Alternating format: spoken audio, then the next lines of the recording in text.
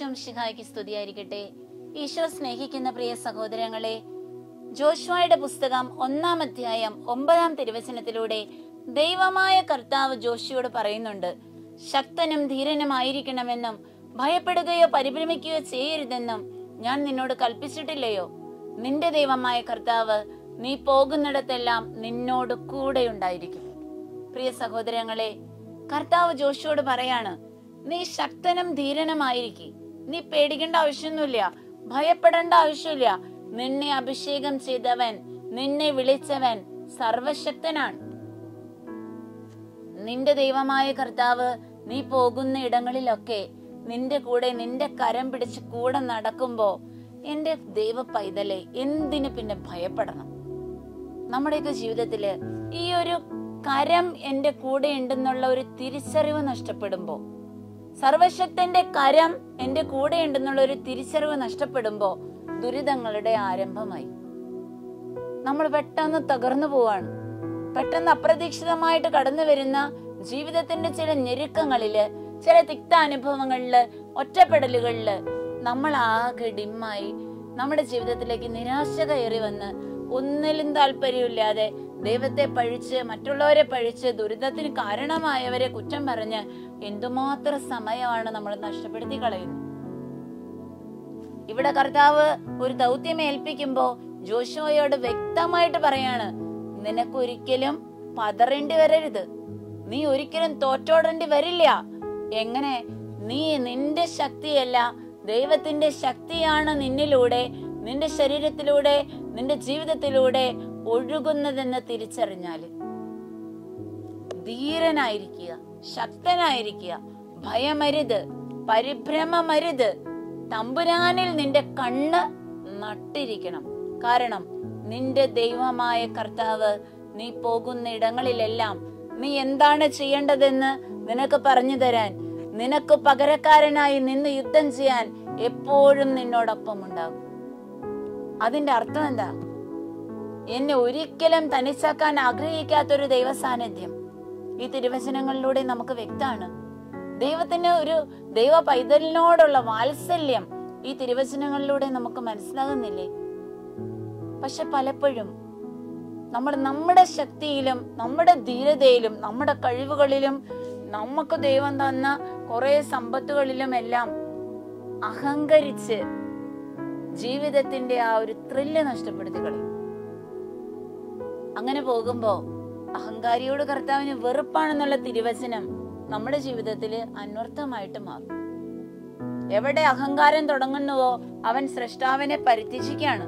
പിന്നെ അവന്റെ പോക്ക് അവന്റെ ഇഷ്ടമനുസരിച്ചാണ്, സ്വന്തം ഇഷ്ടമനുസരിച്ച്. പിന്നെ അവനെ കാണുന്ന ഒരാളും ദൈവത്തെ കാണില്ല.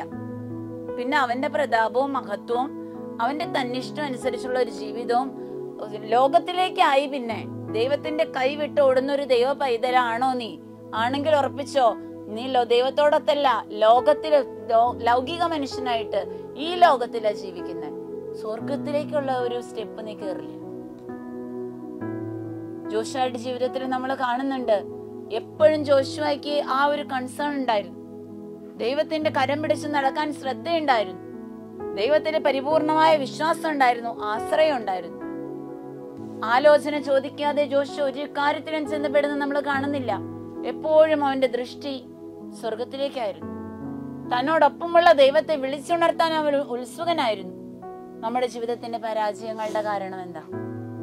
പലപ്പോഴും കൂടെയുള്ള ദൈവത്തെ കാണാൻ പറ്റാത്തോണം നമ്മുടെ കണ്ണു മങ്ങിപ്പോവും, നമ്മുടെ ഉൾക്കണ്ണടഞ്ഞു പോവും.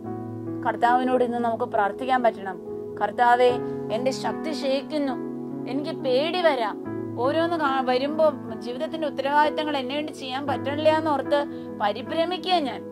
കർത്താവായ ഈശോയെ, നീ പറഞ്ഞു, മോനെ, നീ ഭയപ്പെടണ്ട, നീ പരിഭ്രമിക്കണ്ട.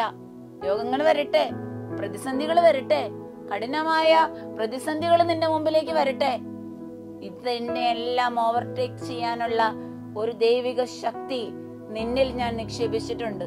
ജീവിതത്തിൽ ഒരു പ്രലോഭനോ പ്രതിസന്ധിയോ അപ്രതീക്ഷിതമായ ഒരു ദുരനുഭവമോ നിന്റെ ജീവിതത്തിലേക്ക് അനുവദിക്കപ്പെടുന്നത് ദൈവത്തിന്റെ അറിവോടുകൂടിയാ. ഈ ഒരു പ്രശ്നത്തെയും അതിനെയും കടന്നു വെട്ടി അതിന്റെ മുകളിൽ കയറി നിൽക്കാനുള്ള ശക്തി നിന്റെ ജീവിതത്തിൽ നിക്ഷേപിച്ചിട്ടാണ് കർത്താവ് ഈ യുദ്ധത്തിന് നിന്നെ വിടുന്നത്. അവിടെ നീതിമാനായ ജോബിനെ പോലെ ദൈവമേ, ദൈവത്തോടൊപ്പം നിന്ന് പിശാചിന്റെ പ്രേരണകളെ, പൈശാചികമായ വാസനകളെ, ലൗകികമായ ചിന്തകളെ, വ്യർത്ഥഭാഷണങ്ങളെയൊക്കെ നിയന്ത്രിച്ച് ഞാൻ ദൈവത്തിന്റെ കുഞ്ഞാണെന്ന് പ്രൂവ് ചെയ്യാനുള്ള തന്റെ ഇടം നിനക്കുണ്ടോ? പ്രിയ സഹോദരങ്ങളെ, സ്വർഗത്തിൽ കയറണ്ടേ, സ്വർഗത്തിൽ പോവണ്ടേ? ഇങ്ങനെ പോയാ നമ്മളെവിടെ എത്തും?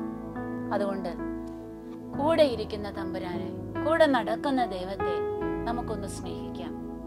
ജീവിതത്തിന്റെ ഓരോ വ്യാപാരങ്ങളിലും ഓരോ ചലനങ്ങളിലും ആ ദൈവത്തിന്റെ കരം അങ്ങോട്ട് മുറുകെ പിടിക്കാം. ഒരമ്മയുടെ കൈ പിടിച്ച് നടക്കുന്ന ഒരു കുഞ്ഞിനെ പോലെ, ഒരപ്പന്റെ സ്നേഹമുള്ള അപ്പന്റെ തോളത്തിരിക്കുന്നത് പോലെ ദൈവത്തിന്റെ കരങ്ങളില് നമ്മുടെ ജീവിതം മുഴുവൻ കൊടുത്ത് നമ്മൾ ചുമ്മാ ഇരുന്നാൽ മതി. അപ്പന്റെ തോളത്തിരിക്കുന്ന ഒരു കുഞ്ഞിന് പരിഭ്രമമില്ല. പ്രിയ സഹോദരങ്ങൾ, ഇതുപോലെ ദൈവത്തിന്റെ മാറോട് ചേർന്നിരുന്ന് നമ്മുടെ ജീവിതത്തിന്റെ ഉത്കണ്ഠകൾ മുഴുവൻ തമ്പുരാന് കൊടുത്ത് പരിപൂർണമായിട്ട് നമുക്ക് മുന്നോട്ട് പോകാൻ ധൈര്യത്തോടെ നടക്കാനാവട്ടെ. ഇന്നത്തെ ദിവസം മുഴുവൻ ആ സാന്നിധ്യത്തിന്റെ സുഖം നമുക്ക് അനുഭവിച്ച് ജീവിക്കാം. ഈശോ നമ്മെ അനുഗ്രഹിക്കട്ടെ.